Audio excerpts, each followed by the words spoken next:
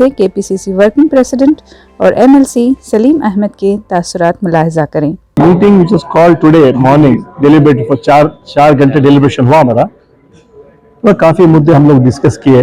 खासतौर जो वोटर्स का डिलीशन जो रहा, जो काफ़ी मुसलमानों को वोट डिलीट कर रहे हैं, तो एक प्लान स्ट्रैटेजी है बीजेपी की, उसके बारे में डिस्कशन हुआ और क्या डिलीशन के बारे में इंक्वायर करना चाहिए और आगे दिनों में और भी उनको दोबारा वोट्स को जमाने में हमारा रोल क्या है उसके बारे में डिस्कशन हुआ।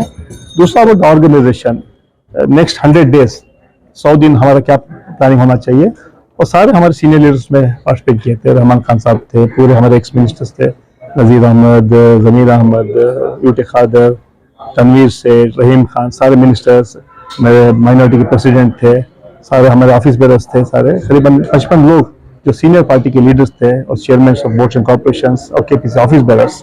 तो डिस्कशन हुआ कि डिलीबरेशन हुआ कि आने दिन में किस तरह हमें काम करना है, किस तरह कांग्रेस को वापस लेके आना है कर्नाटका में।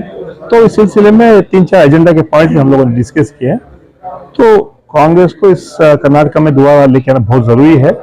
आज जिस तरह जो हालात बीजेपी वाले बना चुके हैं, चाहे हिजाब के बारे में, हलाल के बारे में, ये टोटली डिस्टर्ब करने लगे हुए हैं और स्टेट में पोलराइज करने की कोशिश कर रहे हैं। लेकिन आज लोगों का जो रुख है ना कांग्रेस की तरफ है, आज लोग चाहते हैं कर्नाटका में कांग्रेस हुकूमत में आए, जिसमें अमन शांति भाईचारा रहे और डेवलपमेंट रहे, और खासतौर जो माइनॉरिटीज के लिए जो तकलीफ दे रहे हैं उनकी जो ऑर्गेनाइजेशंस, उसके बारे में हमें चौकन्ना रहना चाहिए। और इस सिलसिले में हमारी जो मीटिंग हुई उसके बाद जो कैंडिडेट सिलेक्शन के बारे में करीबन 100 लोग अप्लाई कर चुके हैं टिकट्स के लिए, वो भी हम लोग शॉर्ट लिस्ट करेंगे। उसके बाद डिस्कशन करेंगे KPC president DK Shiv Kumar साहब और सुरजेवाला साहब में सारे हमारे लीडर्स डेलीगेशन रहमान खान साहब की लीडरशिप में हम लोग जाके मिल के जो है जहाँ जहाँ टिकट हमें मिलनी चाहिए, जहाँ हम जीत रहे हैं वहाँ ज़्यादा टिकट हम मांगेंगे। ये डेलीब्रेशन करीबन 4 घंटे हम लोगों ने की।